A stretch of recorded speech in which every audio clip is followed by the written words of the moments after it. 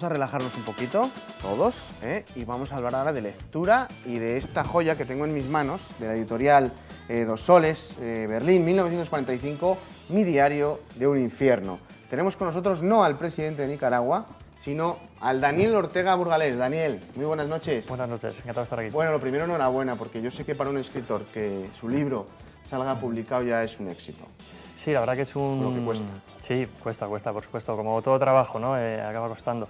El tema que tenemos, pues eso, la gente que se dedica a escribir, yo he tenido la suerte que es mi primer libro, aunque es una afición que llevo arrastrando durante años, ver publicado tu primer libro es todo un sueño hecho realidad, porque es muy complicado entrar en el mercado editorial y he tenido la gran suerte de poder contar con el apoyo de la editorial Dos Soles, encima de Burgos, más no puedo pedir.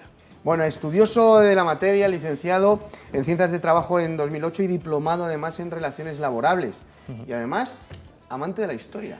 Sí, es un compendio de cosas, un batiburrillo ahí. Sí, la verdad que viene de atrás, como te comentaba, la afición por la historia. En el colegio, en el instituto, siempre cada uno tiene sus aficiones, sus asignaturas favoritas, ¿no? En mi caso era la historia, disfrutaba pues, cuando te mandaban los típicos trabajos, oye, hace tal sobre la época de los romanos, yo qué sé, del paleolítico y tal, pues lo disfrutabas, ¿no?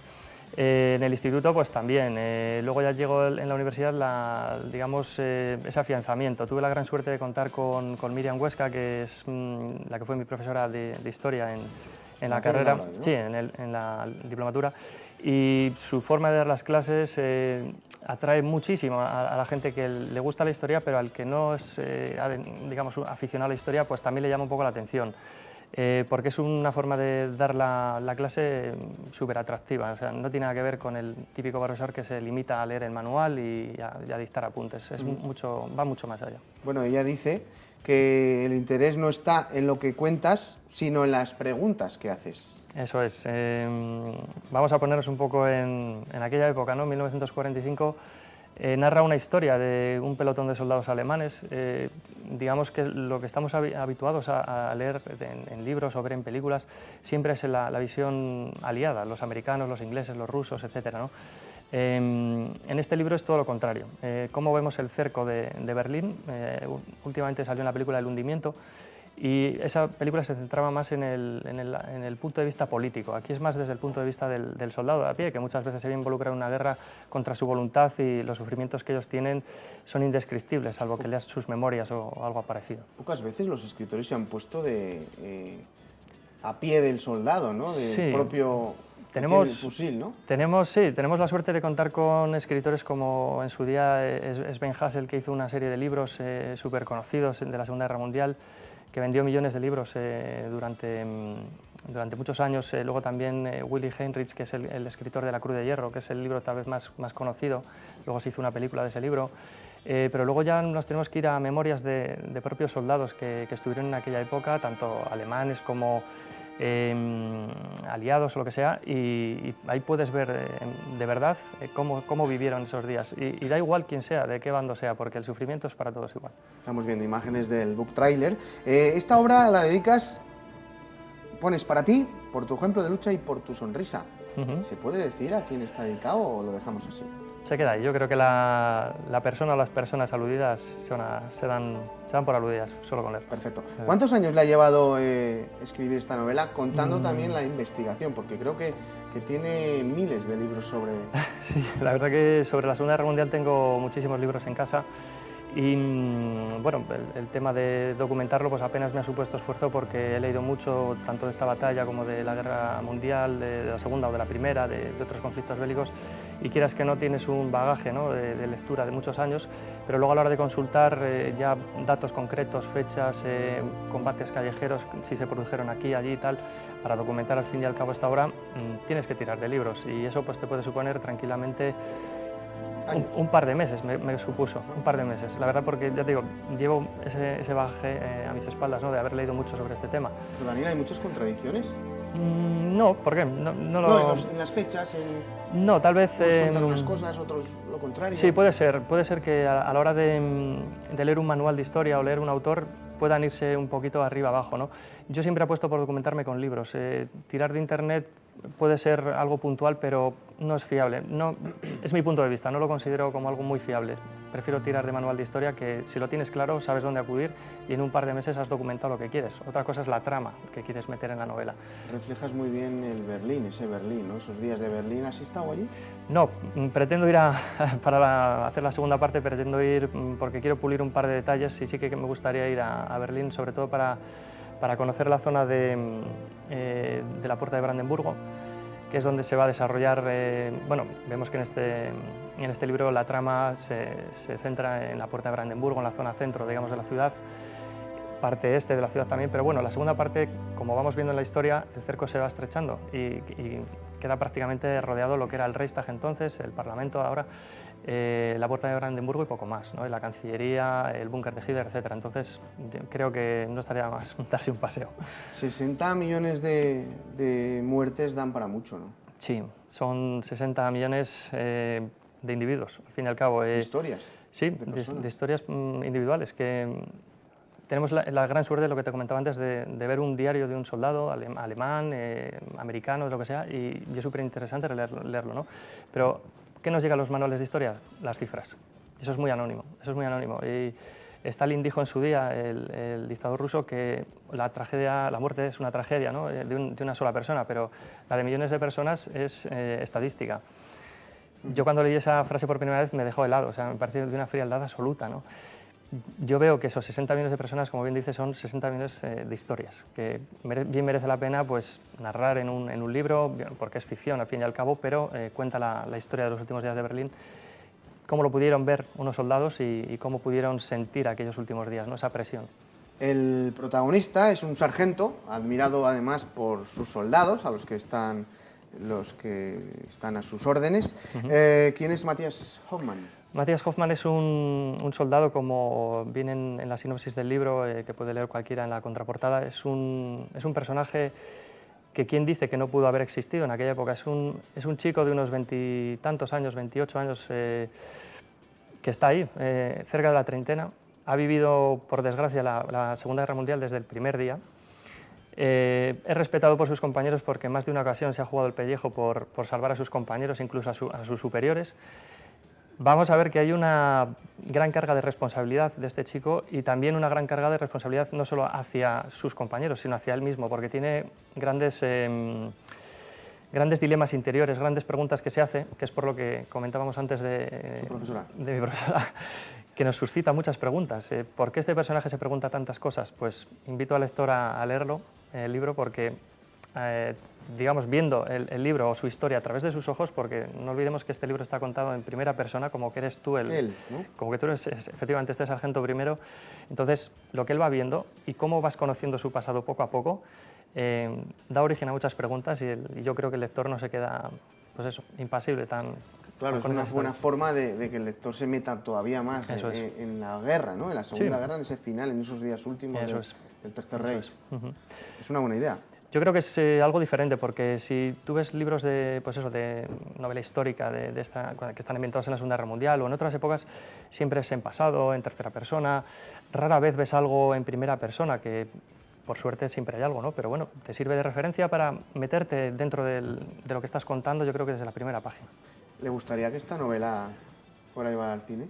Yo creo que es el sueño de todo escritor. Sería una pasada, porque hace poco la televisión alemana ha estrenado una serie que se llama Nuestras madres, nuestros padres, que es de 3 capítulos. Es semejante a otras producciones internacionales, norteamericanas, inglesas y tal, que hablan del punto de vista, en este caso de los soldados alemanes, en su caso de cómo fue la hecatombe del Frente del Este, ¿no? Cómo se fue derrumbando, cómo cambia la vida de 5 chicos, 3 chicos y 2 chicas, que son un grupo de amigos y cómo acaban enfrentándose casi entre ellos, ¿no? Este libro, pues si pudiera ser llevado al cine, pues por supuesto que estaría encantado. ¿Quién sería Hoffmann? Ni idea. ¿O quién te gustaría que fuera el sargento Hoffmann? Pues no te sé decir, yo creo que tenemos en España muchos actores que podrían ser totalmente válidos. Yo hablo de Hollywood. De Hollywood, pues si fuera de Hollywood ya ni idea. Christian Bale, por ejemplo, me encanta. Bueno, una película de la Segunda Guerra Mundial que te haya maravillado. La Cruz de Hierro, por un lado, porque voy a mencionarte 2. La Cruz de Hierro yo creo que es la novela histórica por antonomasia de la literatura bélica de la Segunda Guerra Mundial. Es una novela impresionante, o sea, es una novela de 700 páginas que te atrapa, te atrapa. Cuenta los combates con una violencia que te dejan totalmente estremecido. También cuenta historias personales, por supuesto, pero es novelado, no sabes si fue real, si no fue real, es una novela al fin y al cabo. Y esa película, pues como te comento, llevó a la pantalla esa novela, La Cruz de Hierro. Luego, una película actual, yo creo que El Hundimiento. El Hundimiento, eso es una pedazo de película como la copa de un pino, yo creo, porque refleja muy bien la tensión que hubo en esos momentos. Y ya desde el punto de vista, pues por ejemplo, aliado, me quedo con la del Salvar al soldado Ryan, yo creo que es estremecedora, es un gran clásico. ¿Y La vida es bella? O sea, me refiero, no solo, sí. no solo La vida es bella como película, sí. sino yo no había visto tocar el tema tan crudo de una guerra y de esos campos de exterminio con el humor. Es magistral cómo esa escena del padre que va a morir haciéndole a su hijo así que le está viendo. Eso bueno, me está poniendo los pelos de punta. Yo creo que llevas toda la razón, porque es una película que, por ejemplo, es muy conocida, la de Steven Spielberg, ¿no? También la que trata el tema de la lista de Schindler, no salió el nombre, perdona. Es una película que trata con gran crudeza ese tema, ¿no? Pero llevarlo a ese extremo, con humor, con cómo un padre lucha por salvar a su hijo, al fin y al cabo, y cómo se sacrifica en último término, yo creo que es una película que es asombrosa también. ¿Qué ha aprendido usted de Ana Frank?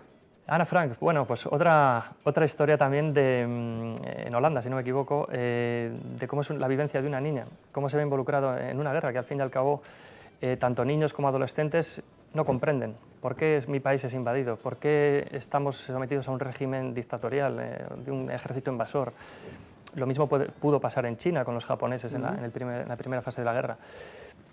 Son historias estremecedoras. Yo creo que una vivencia personal como la de Ana Frank también es muy famosa, es muy conocida, también muy llevada al cine, sacada por la literatura por todos los lados, pero hay muchas historias similares a la de Ana Frank que yo me atrevo a decir son más espeluznantes todavía.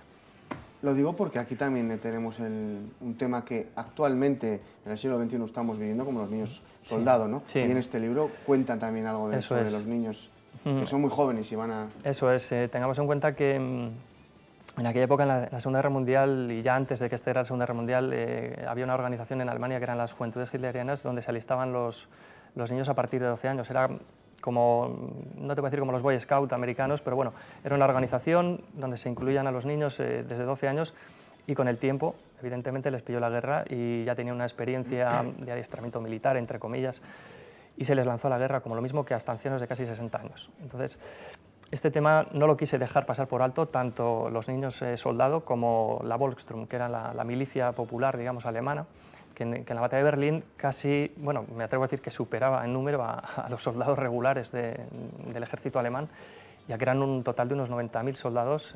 Se dice 90.000 soldados, pero cuando hablamos que eran unos 40.000 soldados, como podemos entender hoy en día, y unos 50.000 voluntarios o milicia popular, niños soldados, etc. También nos cuenta el otro lado, ¿no? ¿Qué piensan o qué viven? ¿Qué se está viviendo las madres, las novias, las mujeres? Eso es. Tenemos... El papel de la mujer, ¿no? Sí, porque al fin y al cabo, ¿cómo se me ocurrió tratar este tema? Pues bueno, si bien decías antes el tema de la ciudad, yo la trato como un protagonista más, porque hoy vemos nosotros la ciudad de Burgos en el año 2013 en el que estamos viviendo, pero no nos la imaginamos en 1945, 1960. Vemos fotos, ha cambiado mucho. La mujer entonces era de una forma, ahora es de otra. En aquella época, por ejemplo, había mujeres que consideraban su deber ir a asistir a los soldados al frente, siendo enfermeras, etc. Aquí lo vemos también.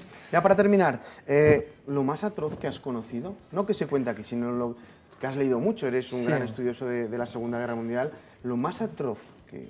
Pues bueno, yo creo que, tocando el tema de la Segunda Guerra Mundial, yo creo que la matanza de Katyn,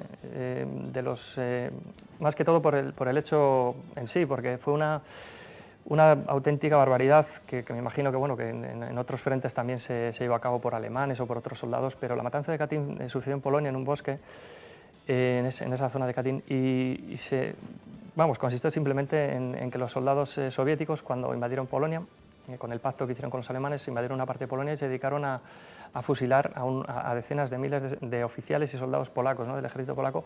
Los enterraron en el bosque, los olvidaron por completo y los alemanes en su avance posterior durante la guerra lo encontraron. Y claro, durante años se pensó que esa masacre había sido alemana y todo lo contrario, se demostró que fue que fue hecha por los soldados rusos, por el ejército ruso. Y luego, por ejemplo, también se me vienen ahora un par de ellas a la mente, pues, por ejemplo, la matanza de Malmedy en el 44 en Francia. Se supone que fue un asesinato o fusilamiento en masa de soldados americanos capturados por los alemanes. También es una tragedia terrible que recomiendo que la gente lea ambas. Pero también el conflicto en el Pacífico de los japoneses, el trato a los soldados aliados, también se me ponen los pelos de punta. Bueno, la última. ¿Qué hubieras hecho tú? Si me toca, pues no lo sé. Me imagino que depende en el bando que estés. Eso lo has escrito tú, esa frase. ¿Es sí, tuya? sí, la verdad que ¿qué haríamos nosotros si estamos en esa época? Pues ahora mismo no tiene sentido una guerra como pasó en aquella época. Yo creo que la mentalidad de entonces es totalmente diferente a la que tenemos ahora. Pretendo que el lector se involucre en esa mentalidad de la época, pues eso, basándome en lo que he leído, en cómo era la vida entonces. Si nosotros tuviéramos que participar en una guerra en esa época, seguramente muchos de nosotros nos tocaría por imposición, por sí o sí, porque sabemos lo que pasaba entonces, que si no ibas al frente te tocaba un campo de exterminio o ser recluido en una cárcel de por vida si estabas en el lado ruso, americano, etc. Pues Daniel Ortega, muchísimas gracias, que sea un exitazo y que se venda mucho tu nuevo libro, tu primer gran libro, que merece mucho la pena y es una pasada. Gracias, Daniel. Nada, gracias a vosotros por vuestro tiempo. Gracias. Nos vamos ahora al Museo de la Evolución Humana porque tenemos ya muchas actividades para este trimestre.